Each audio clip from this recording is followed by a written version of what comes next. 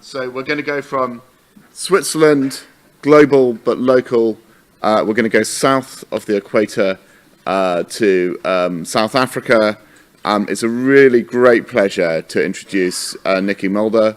I knew Nicky because we overlapped at EBI when she ran the Interpro team with great ability. She moved back to her native South Africa. I'm always delighted when she says I'm an African at heart. And if you do any kind of genomics or bioinformatics in the continent of Africa, you'll find many roads, perhaps all roads, lead to Nicky at some point. She's been a real leader, and it's a great pleasure, Nicky, having you here.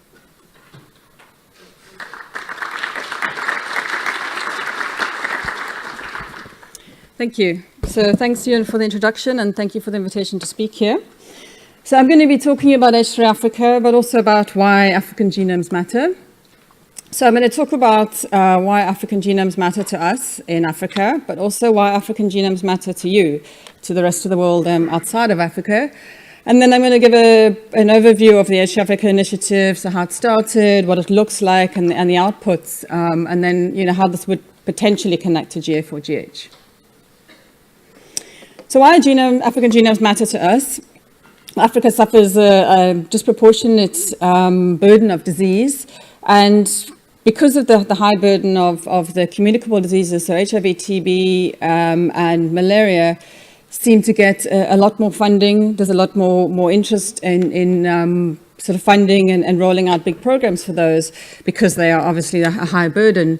But there's also an increase in the prevalence of non-communicable diseases, and there's just at the moment not enough genomic data to really manage this burden. So this is just showing the imbalance between the burden of disease and the amount of infrastructure, the amount of investment in research and development in terms of research led from Africa to study these particular diseases. So the other reason African genomes matter is because they have different characteristics to non-African genomes. Being some of the oldest genomes on the planet, they've had a lot more time for recombination, for selection, and so the haploblocks are smaller. There's a huge amount of diversity. So if you look just at the data coming out of the 1,000 Genomes project, so in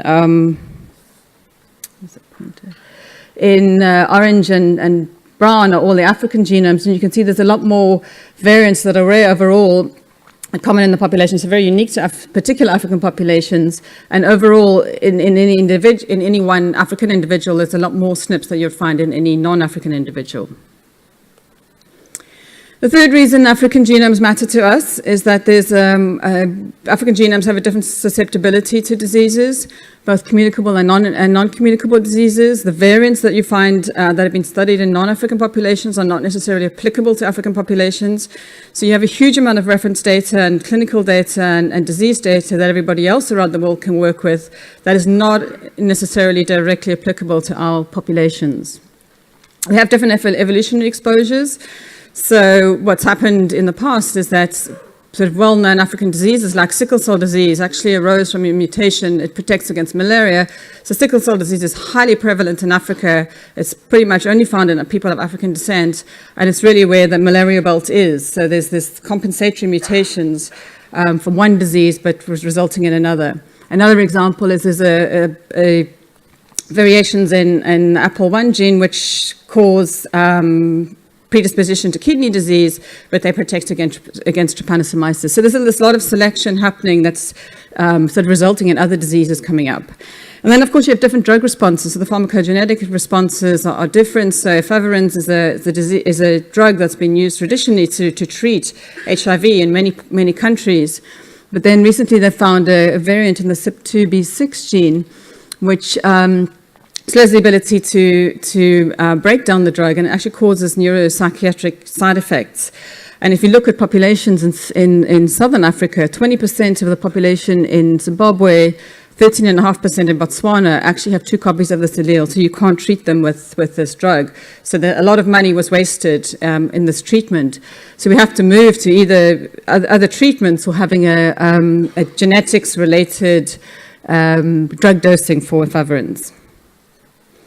So that's why African genomes matter to us, but why should you care? Well, if you look at ancient history, Africa is the cradle of mankind. You all came from Africa.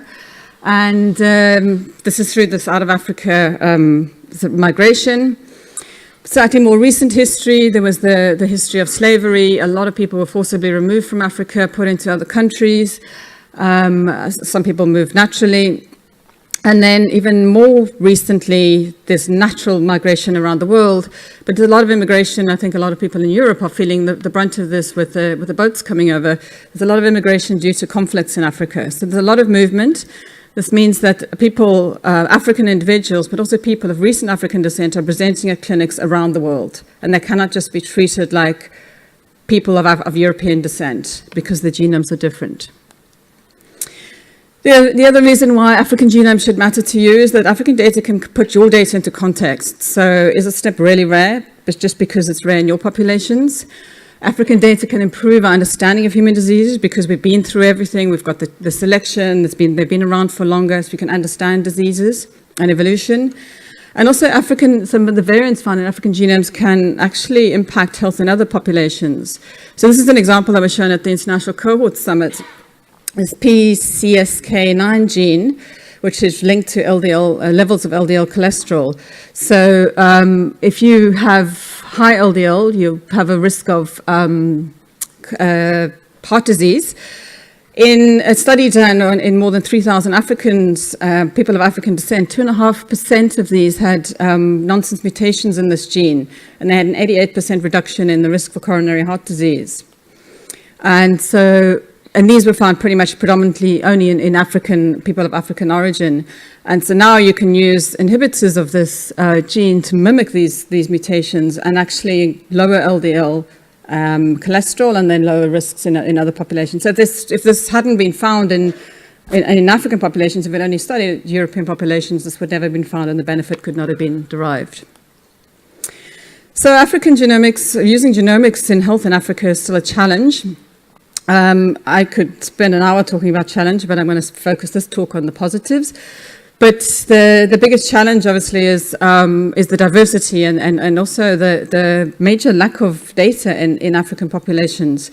So this was a study done this was for the GWAS catalogue. So anything of non-European ancestry is very small. This has increased, but the African component in public repositories has not increased as much as it should. So this is the very small percentage here, and even in NOMAD, the African representation is very low. So the Human Hereditary and Health in Africa Consortium, this is an initiative that came out of the African Society for Human Genetics. So the vision is to create, to basically facilitate African-based research looking at a genetic and environmental basis for many diseases that impact the health of African populations. But there's sort of secondary goals, and that is to build a capacity for African-led science.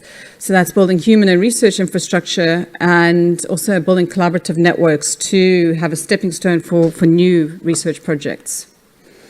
So it started with a meeting at the African Society in Cairo. Everybody got excited about it. They approached Francis Collins and Mark Wolpert, who also got very excited about it. Furthered this at a meeting in Yaoundé in Cameroon. And finally, in 2010, an announcement was made in London that the NIH and the Wellcome Trust were going to fund this big initiative.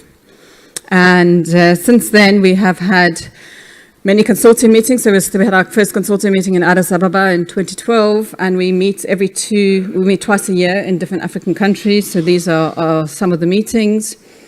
These are some of more meetings. We've had one meeting outside of Africa that was in Washington to lobby for renewed funding. And our last meeting was 2 weeks ago in Rwanda. So you might notice two things from these slides. The first is that the consortium is growing. We now have to put the photographer on the roof to be able to capture everybody and get us all in. But the other thing is you might notice that we have our meetings, our project sites for H3Africa are actually in fantastic locations too. And the other thing we try to do at these meetings is we look at long-term sustainability, and that is because we need to, the NIH and Wellcome Trust funding is not going to last forever. So at every meeting we invite government ministers. So this is the Minister of Science and Technology from Botswana, and in Mauritius we had the President of Mauritius gracing us with her presence. So the H3Africa consortium is made up of, it's actually a collection of projects, but it's bigger than that. It's not just individual research projects. It's a group working as a whole. So they are as a mixture of collaborative centers, which are projects that have multiple sites and have a capacity development component, ethics, legal, social grants. We have three in terms of infrastructure, a bioinformatics network and biorepositories, and then individual research projects, and more recently Fogarty's put in money for global health bioinformatics training programs. So the underlying infrastructure is very important. Torsten talked about building the infrastructure, and that's been very important in H3Africa to enable high-quality research. So the one part of that is this H3 Informatics Network. So I run this network. It is 28 partners in 17 different countries, so it's more than 120 different members. And this is to build a bioinformatics infrastructure to handle all the data that's coming out of H3Africa, to make sure it goes into the right public repositories, to make sure it's harmonized, curated properly, but also the analysis part. So we have to sort of start from scratch in terms of where we were starting in the resources in Africa, but putting in computing, providing access to that. So we've been building workflows. We've been working with Brian O'Connor actually to work on containerized workflows that are suitable for our settings, that can be deployed. The internet there is ridiculously poor. Moving data around has been very challenging. It's easier to ship hard drives than it is to move data via the internet. So we've had to sort of address all these data-related challenges in H3 and do a lot of bioinformatics training of bioinformaticians, researchers, and clinicians. So the H3Africa PI sites are spread around the continent, but each of those has multiple sites. So actually it covers a number of different countries. It covers 34 countries across Africa. The number of the different diseases that are being covered is quite broad. So it's all a genetic and environmental basis for diseases, but there are a number of projects around mental health, and microbiome projects, cardiovascular-related diseases, infectious diseases, so this will be susceptibility to infectious diseases and host pathogen interactions, and then more recently some other genetic diseases, so sickle, blindness, developmental disorders are coming in. So overall, these projects are collecting data for more than 117,000 participants. So sometimes it's microbiome data, sometimes it's exome, genotyping by arrays or full genome sequencing, or sometimes it's just the pathogen sequencing. And then each of those biospecimens is going into one of the 3 biorepositories. So the consortium, as I said, is not just a collection of individual research projects, it's a consortium as a whole that works together like some of the national initiatives. So there's a lot of things that need to be shared and could be done by pooling resources. So we have a number of working groups. These working groups meet by conference call monthly. It's run by the steering committee, which is a rotating chair. So I've just taken up the chair of the steering committee. And then we have input from the funders. So we have representatives from the funders who really play a big role in the consortium. So some of the outputs that these working groups have developed, so we have a lot of policies that develop guidelines for community engagement, publications policies, guidelines for informed consent. There's now a guideline for return of findings, feedback of findings. There's guidelines for biorepositories, framework for African genomics and biobanking. And then our working group sets up this data sharing access and release policy. So it's the funder requirements that the data and the biospecimens has to be made available. Biospecimens are going in biorepositories, and for the first 3 years, you can use the biospecimens if you have an African partner. The data is all going into the EGA. And so we've also set up guidelines for setting up a data and biospecimen access committee. The one thing to note about the data sharing access and release policy is through discussions with the funders, it's cognizant of the fact that African researchers might need a little bit more time to analyze the data before it goes public. It's only a few months, we're not talking years, but this is because the resources there are much more limited, so we just don't have the resources to analyze the data, big data, as fast as the rest of the world. And then there's a phenotype harmonization working group that's really trying to harmonize phenotypes across 40 different projects. And this is not, it's a bit like herding cats. It's very different projects. Some of them have, retrospective cohorts, and we're trying to standardize this. We've built a standard CRF actually using REDCap templates, where there are 25 recommended phenotypes that all the projects should collect, and then there's specific phenotypes for specific diseases. So all the cardiovascular disease projects got together and harmonized their additional CVD-related phenotypes. They're doing this for HIV, infectious diseases, and some of the other disease groupings, mental health as well. And they're also adding this environmental component to all the research projects. There's a strong training program, so we've had a number of trainees coming out. I'll show the numbers a bit later. And then there's the Genome Analysis Working Group has been looking at sort of doing post-project analysis, a meta-analysis of the data. And also this group very early recognized that actually people are going to be doing genotyping by arrays. We need a better array. So we evaluated the existing arrays, genotyping arrays, and they weren't very suitable they're suitable, but they're not optimized for African populations. So we set about designing a new H3Africa chip. So I led the team at UCT and WITS who did the major work of the design, but we worked with a lot of other people. So with a group at Sanger who did all the processing of low coverage sequence data, Illinois for access to the high performance computing, and various other groups. So it was a team effort. So this chip basically we had designed as using 3,500 full genome sequences of African individuals. The final chip contains about 2.25 million SNPs. These are enriched for African variants. This is a distribution of variants of relevance in terms of diseases. And we've also included some ancestry informative markers so that it's easy to differentiate African populations on a PCA. Because if you look at a PCA of Africa, it's like all over the place, and then suddenly you see a little really tight block of Europe. So Africa is very, very genetically diverse, and it's very important to be able to differentiate the populations for population structure in the GWAS analysis. So we've evaluated this chip against other chips. So just the next few slides, if I can ask you not to tweet because we're submitting for publication soon. We've evaluated this chip against other chips. So this is in terms of coverage. The H3Africa chip is the red one. The orange one is the chip list that we'd sent to Illumina, and a few SNPs dropped out during manufacture and then QC. So the final chip is the red one, but it's the red and orange that are ours. The only one that outperforms ours in coverage is Omni 5, and that's simply because of the size. It's double the size. It's going to have higher coverage. But it does better than the Omni 1, the Mega, even the Pan-African. In terms of LD efficiency, again, ours performs better in African populations, but also in European populations, which is probably not surprising given Europeans are derived from Africans.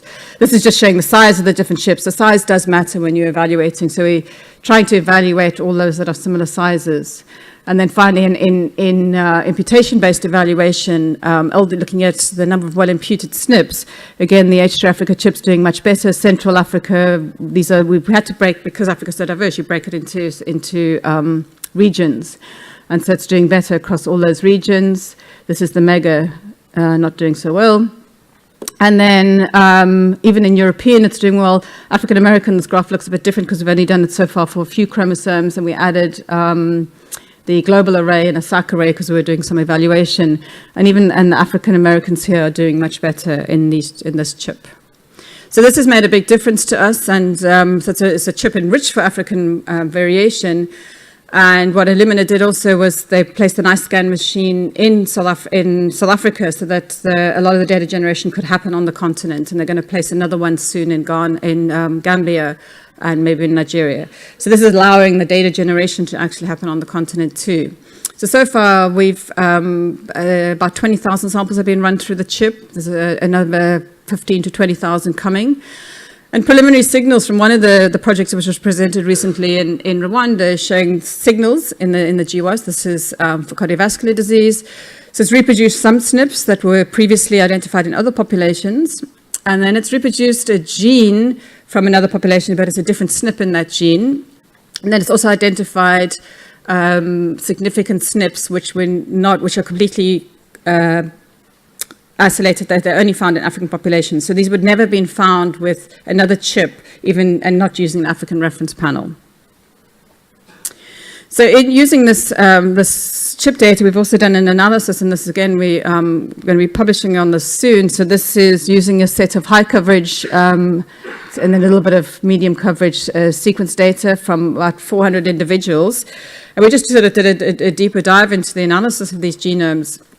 And we've got a huge amount of data. I'm just showing a very small snapshot just in terms of medically relevant variants. So if you look at the ACMG variants, 6 individuals carried reportable ACMG variants with a total of 17 variants in those individuals. Also a number of medically relevant non-ACMG variants, so obviously the sickle cell variant. And if you look at the ClinVar, nearly all individuals had at least one pathogenic ClinVar variant with a median of 14 alleles. When we looked at more recent version of ClinVar, there were even more pathogenic alleles in these African populations. So 25% of 646 pathogenic variants have a frequency of more than 10% in African populations. So interesting to compare that to others. So just to then summarize, what's come out of H3Africa, we have the whole initiative is at the moment very well funded. It was so successful in the first round when the NHGRI grant officers went to try and lobby for money the first time around to the NIH institutes. They all said it's not going to work. And now they are eating their hats because now they're all refunding. They've all put money in for their second round because it's been so successful. So a total of 170 million. The Wellcome Trust has also put money in for the second round. 34 African countries involved. So if you think managing 26 cantons in one country, 4 languages, I'll raise that to, by the power of 10, to many different languages, many different countries, many different laws, different IRBs, it's a major challenge. So with their 48 research projects, at the time of this image, there were 54,000 participants. This is going up because of further recruitment to over 117,000.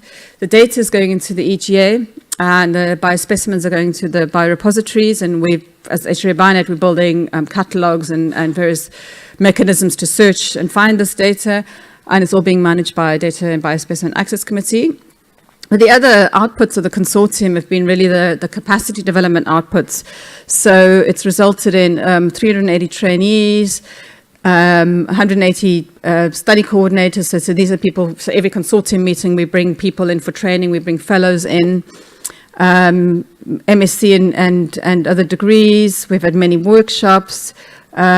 Nearly 200 publications that have come out in 5 years. So we've just passed our 6th year of funding. So it's been a hugely successful project. So how does this connect to GA4GH? There are a number of things that are happening in GA4GH. I've been in sort of GA4GH from the first meeting in January in New York many years ago, and just following the progress and just sort of as a silent observer, thinking all of these things really, really apply to us, and we don't want to be left behind in this. So even though we're not involved, we are very cognizant of what these are, and are making sure that these are implemented in H3Bionet. So all these things apply to us, and this is just some of them. The file formats are data compression. We obviously have issues with movement of data, so we need the data in the smallest possible form. This data streaming is very useful because obviously moving whole BAM files is over the internet. We may as well ship them quicker. So if you're able to stream small pieces of that, that's very beneficial to us. The data standards, we've been monitoring those. We've been working on ontologies. So we've built a sickle cell disease ontology, and this is where, in this one, just to answer Catherine's earlier question, we've also looked at making layman's terms and different translations of these terms for these ontologies and phenotypes.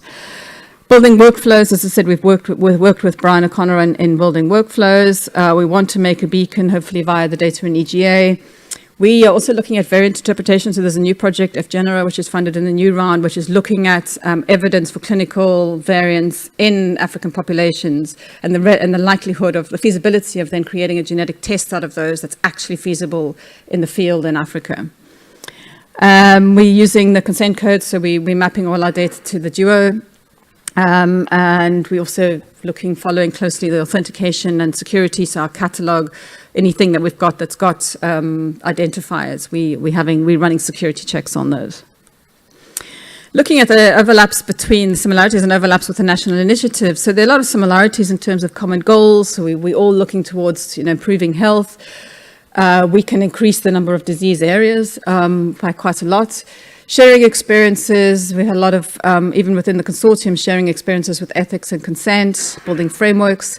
Phenotype harmonization, we've done a lot of work in this area, and we're keen to work with the Global Alliance on this, interpretation and evidence, analysis, economic analysis, and we do a lot of genomic medicine training as well.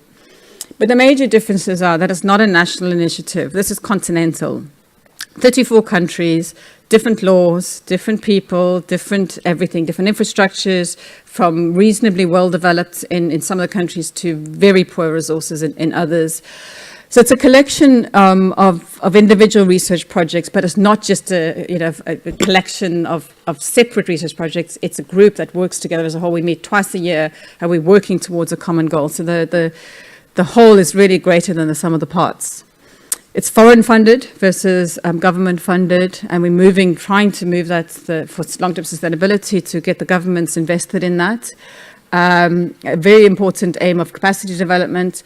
And at the moment, it's focused on research, and only a few projects are really translational. But we've, at our recent meeting in Rwanda, we've started talking about an African precision medicine initiative and moving to that translational side. So even though we have these differences, we still have this amazing phenotype cohort with genomic data, and it's focused on the genetic basis for diseases. So that's the major overlap with the other driver projects and the national initiatives. So I hope I've convinced you that African genomes do matter. And I'd like to acknowledge the funders, because obviously without them this would not be possible. A coordinating center, which is housed in my group, but it's run by another team now that's to sort of coordinate this huge consortium of over 500 members. All the consortium members who all have a major role to play in creating something big and fantastic. The study participants, these 117,000 participants around the continent. And really this initiative is enabling high quality African-led science for the benefit of health in Africa. So I just want to leave you with the African proverb: if you want to go fast, go alone. If you want to go far, go together. Thank you.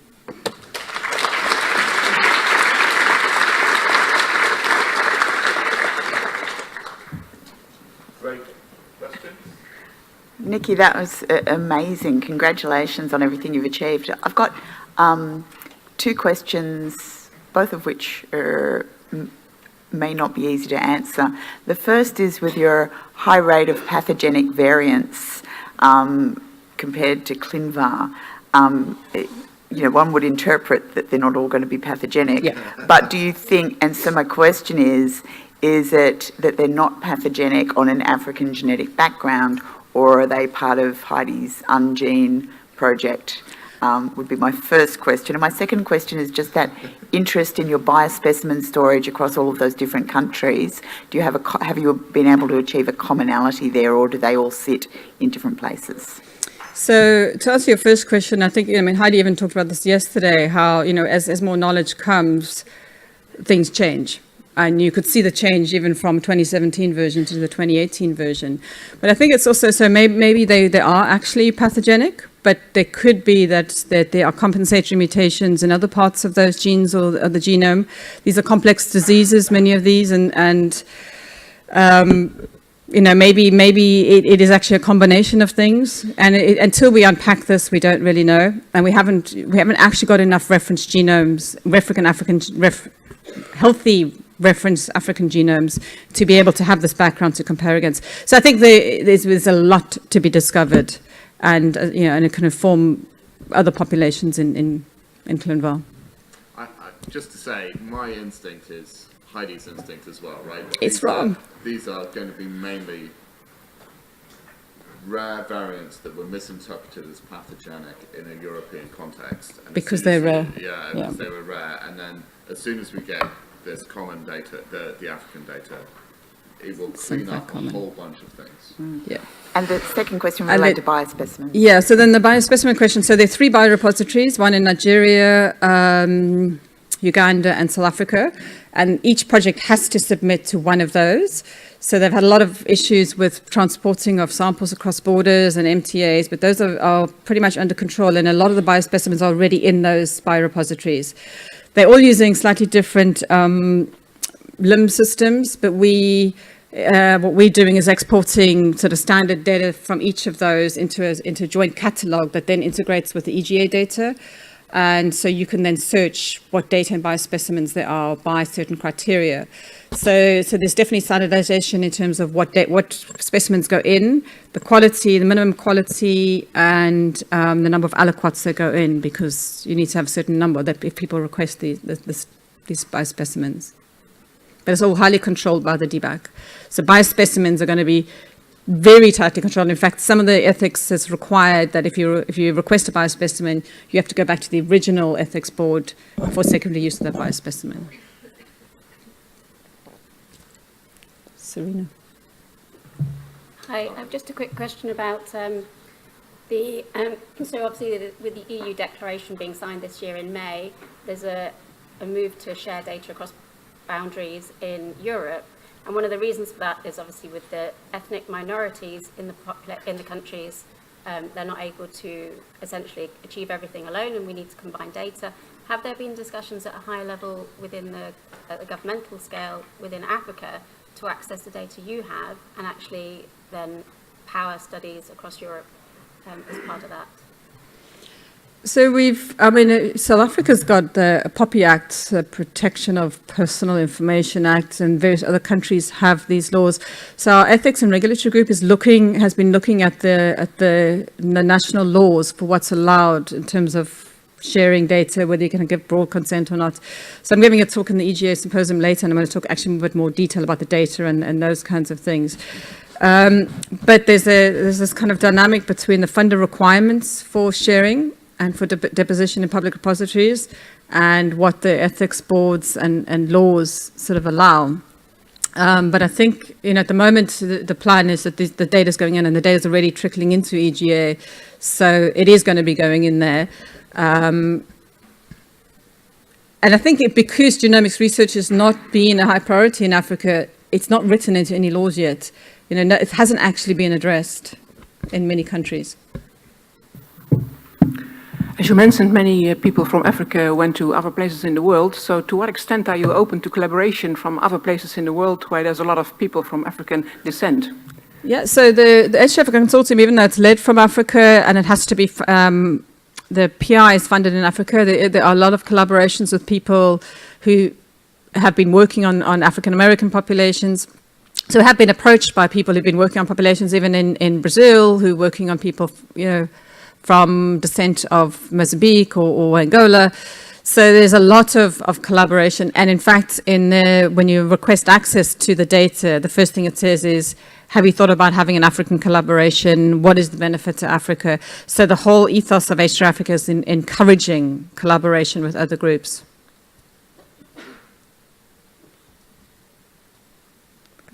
Well, let's thank Nicky again. I am so impressed by this.